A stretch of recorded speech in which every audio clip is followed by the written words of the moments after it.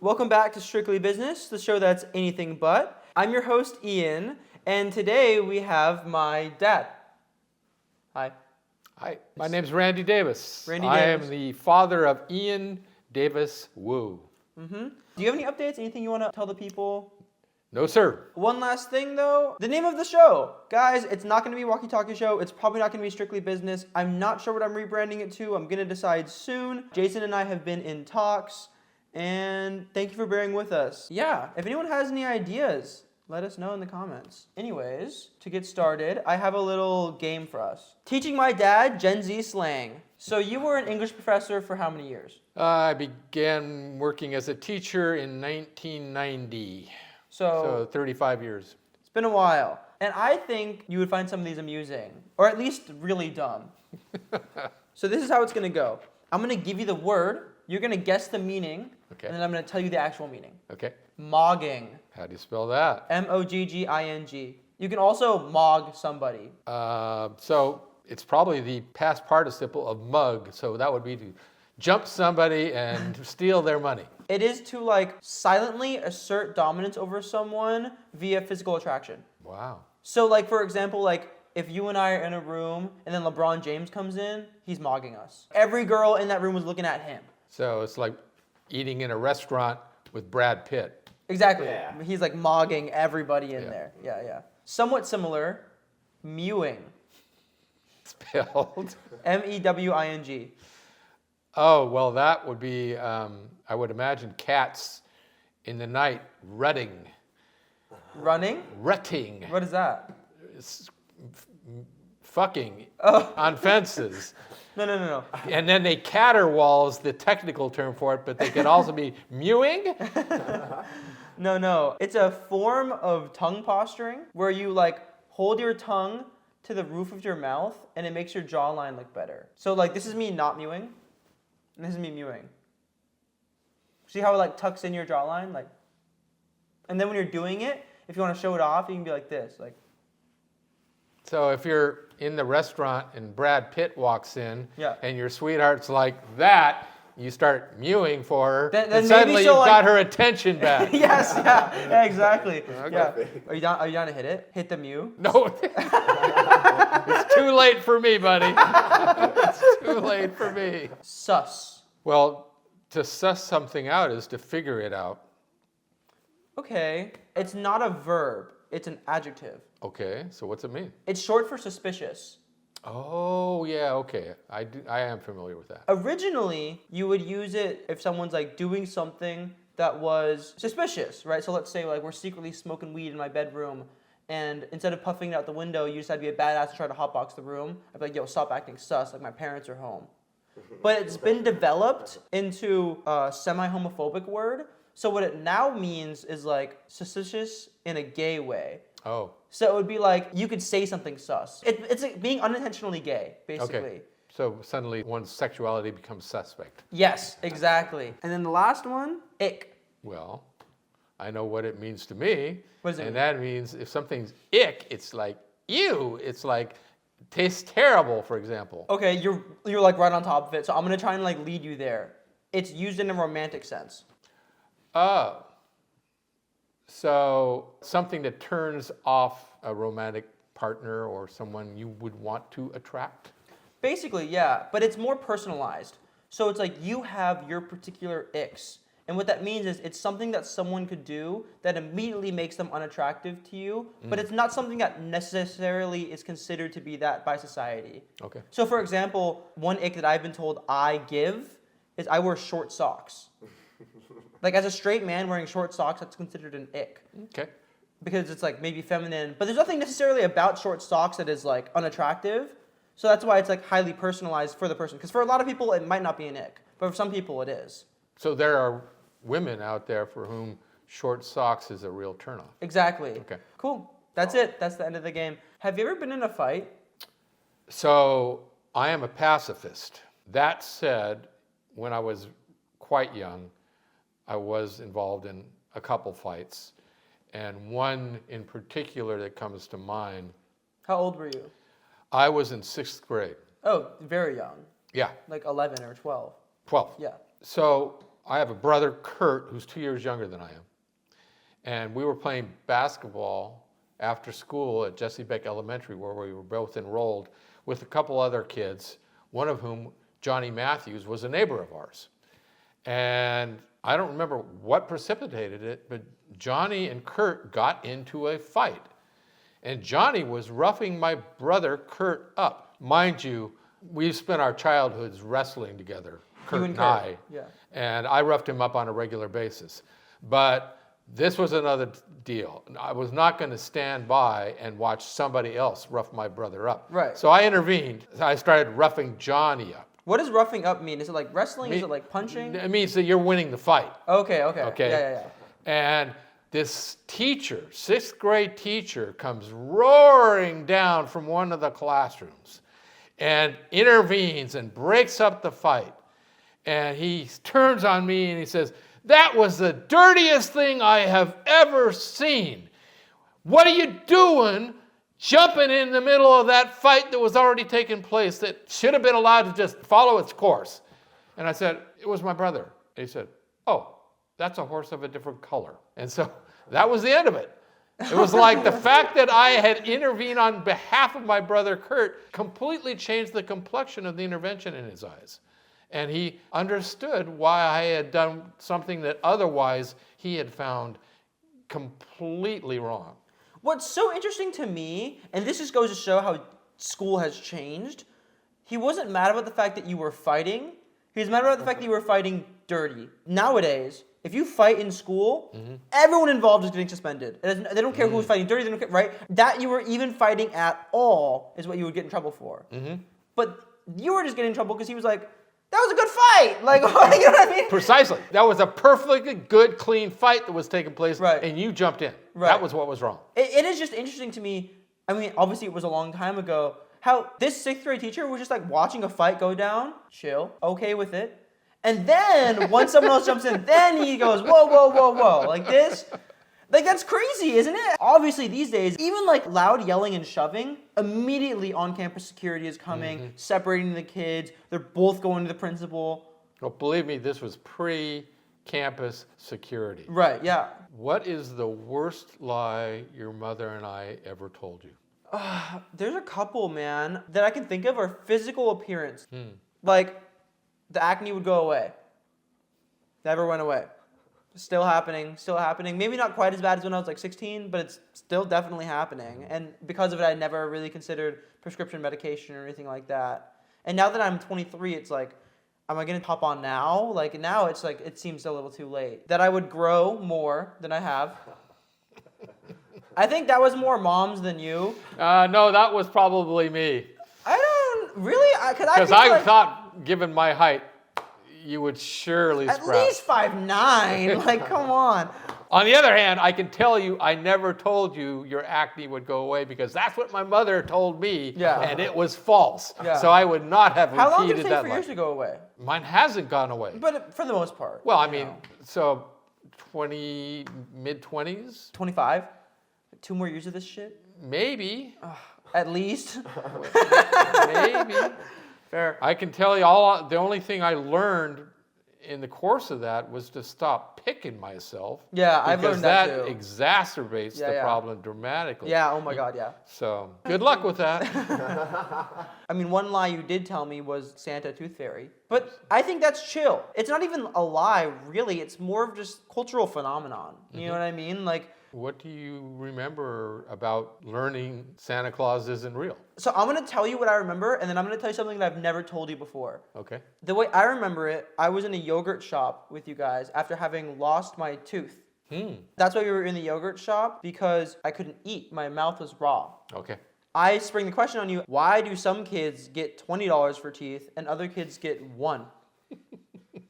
And the reason why I sprung that on you was because on my last tooth, because, you know, there's a solid year or two when you're losing a tooth every, like, month, right? On my last tooth, I was, like, starting to get ambitious. And I was like, I don't want money. Give me some Pokemon cards. And then the tooth fairy wrote me a note that said, you'll be just happy with $3. And so then on my next tooth, I was like, how come some kids can get like fire shit and I just keep getting like $3? Like is the Tooth Fairy racist? Is the Tooth Fairy an equal opportunity employer? Like this doesn't feel valid. So that's what I asked you guys. I don't think I asked you guys whether or not the Tooth Fairy is real, and honestly, I don't even know if I necessarily was sure that Tooth Fairy, Santa, all these things weren't real. Yeah. I was just more confused. I was like, why do I kind of get gypped, you know? Yeah. So that's how I remember it. That's the setting in which we confessed to you that we'd been lying all this time. I do think I am anti-lie, and so I wasn't entirely comfortable with the Santa Claus and the fairy tale and the Easter Bunny. Yeah. But I think it's really important that at a time when every other kid your age believes in them, that you believe in them too. Yeah. Because you don't want to be the guy who breaks any fellow student's heart by, oh, don't you know Santa Claus isn't real, right? So. And here's what I'm going to tell you that you don't know. Uh-oh. All of what I told you was true. But what also got me questioning at a much younger age, there's a kid in my class, his name is Quentin, fuck you, Jehovah's Witness, right? And part of Jehovah's Witness is you can't believe in anything else that is fantastical or holy except for God. He thought his holy duty was to explain to everyone that Santa and the Tooth Fairy and the Easter Bunny were not real. Oof. So he told me that. One-on-one? Anytime anyone would mention it, he'd be like, you know, that's just not real. That's your parents. And we'd be like, what? Like, how do you? He's like, I believe in God. You know what I mean? Like, wow. And yeah, so that's why I initially started questioning. And later down the line, I had the Tooth Fairy revelation. And that was what, like, fully convinced, like, probably isn't real. So exactly the sort of scenario that I just said I wouldn't want you to be in, where you were surrounded by believers and you were the sole apostate. Yeah. And he was just on this crusade. I mean, it was like any mention of it. Like, literally, even if like the teachers would bring it up, like they could be like instructing about it in class. He raise his hand. My parents told me that's not real. And it's like, bro, like, wow. Dickhead. Boy, he must have been reviled. I think, honestly, for a long time, he was just like a naysayer. I mean, because it's everyone and the teachers against this kid. We'd all be like, you fucking idiot. You probably just get coal every year and you're just mad. You know what I mean? But yeah. Tell me a party story from your youth. Ideally, one that you haven't told mom. Well, I know mom's going to be watching this. So I am not going to tell you any party stories that would really incriminate me in her eyes. Okay. Maybe off camera. And then there's another party, infamous party, back in high school, but I cannot share that with you either because that would be incriminating for some old friends of mine. So I'm going to tell you, it's not really a party story, but it may work. So when I was in college, sophomore year, one of my closest friends was a guy named Steve. And it was a Saturday. He and I drove up to Bodega Bay, which is north of San Francisco. We were at Stanford together. About how long of a drive? So it turns out it's 100 miles from Bodega Bay back to Stanford. And so we went up there for the day. That night, though, Stanford's basketball team was scheduled to play UCLA. And at that time, UCLA was number 2 in the nation. Back then, UCLA was like... fire. Oh, my God. Annually, they beat us like a drum. We had a really good player named Rich Kelly. People were giving us a chance to beat UCLA on the home court. So we're up there, and it's like, damn, it's getting late. We got to head back so we can get into that game on time. Back then, when we were of that age, it was pretty standard operating procedure to drink while driving on the road. Okay. And so we had a couple 6-packs of beer, and we'd probably been drinking during the day as well. So we're heading home, and I'm driving, and it's 100 miles. It's getting close to game time. I decide, you know what? We're going to make it to that game. I'm not going to stop to go to the bathroom. Well, I wet myself. No way. Driving on the way down. Close to Stanford, but not there yet.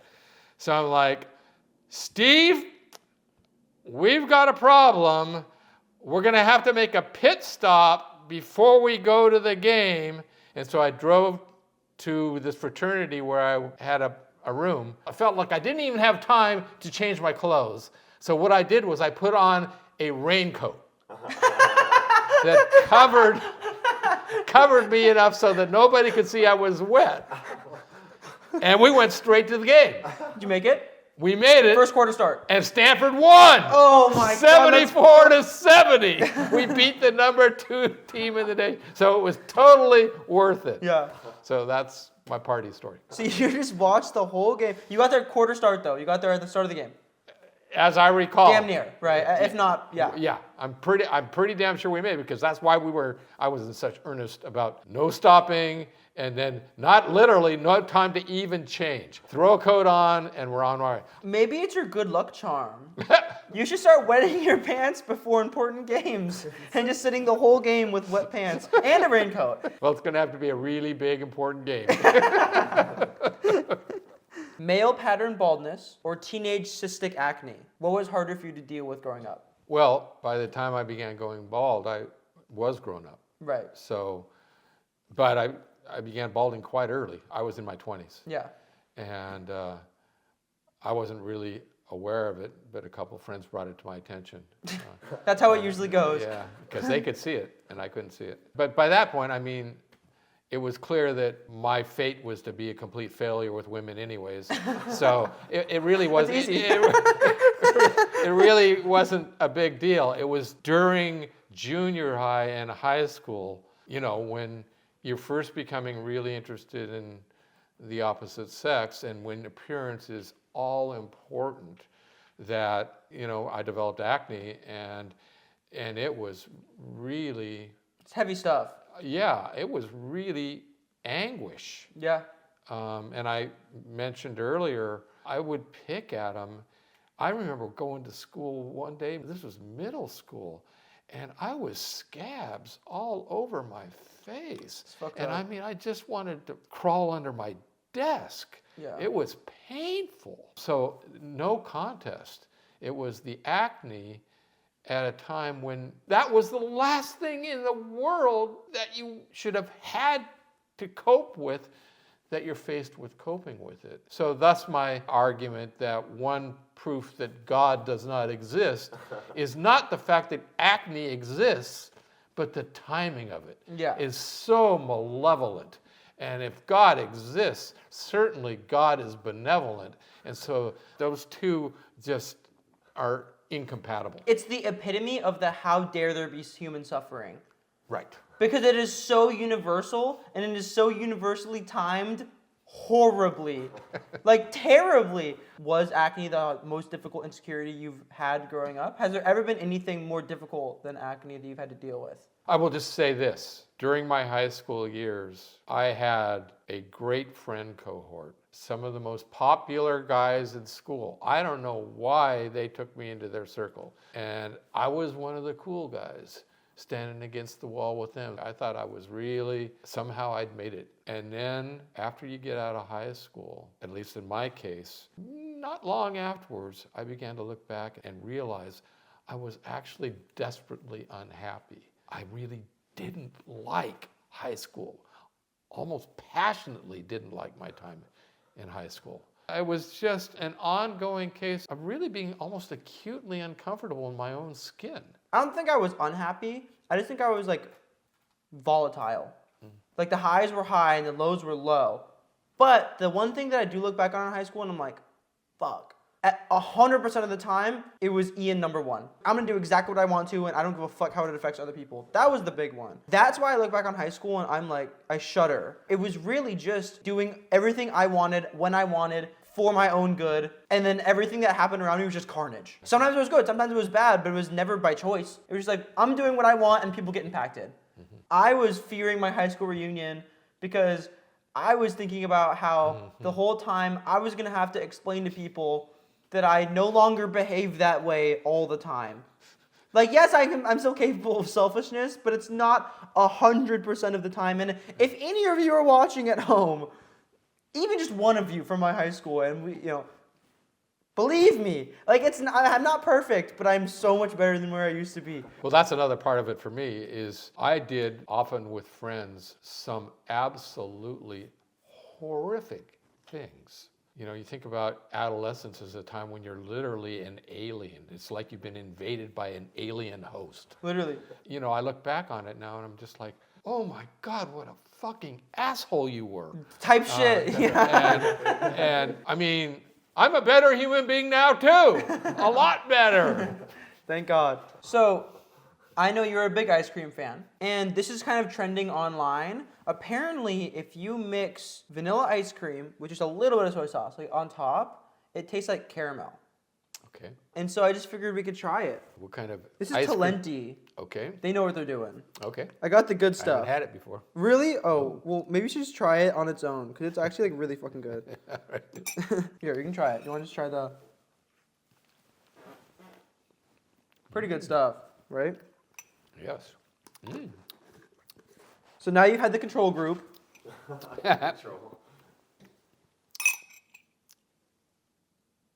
I feel like you have to put enough, though, where you can, like, taste it, right?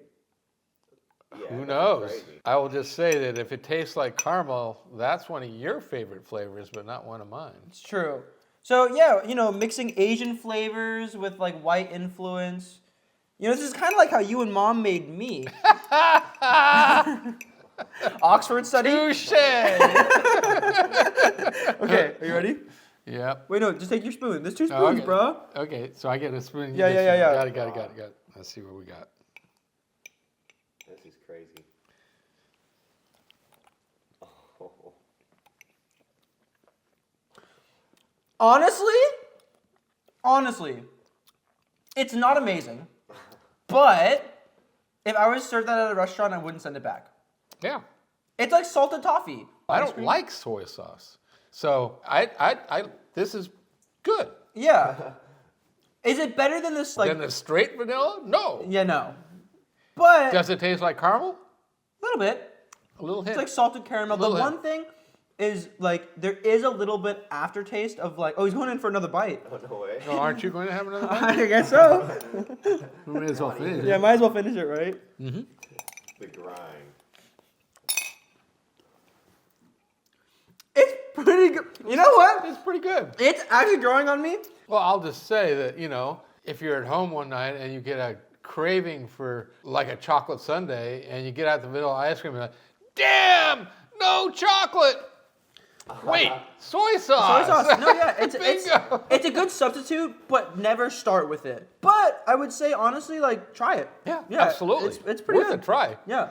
And I thought, oh my God, he's putting way too much soy sauce in there, but that was fine. Yeah, that was like perfect. Yeah. Well, we've gone all over the place today. Thanks so much for coming by. Do you have any final words to the people at home? Any last things you want to say? Please help Ian come up with a really catchy title for the next branding of his show. That'd be really helpful. Thanks so much, guys.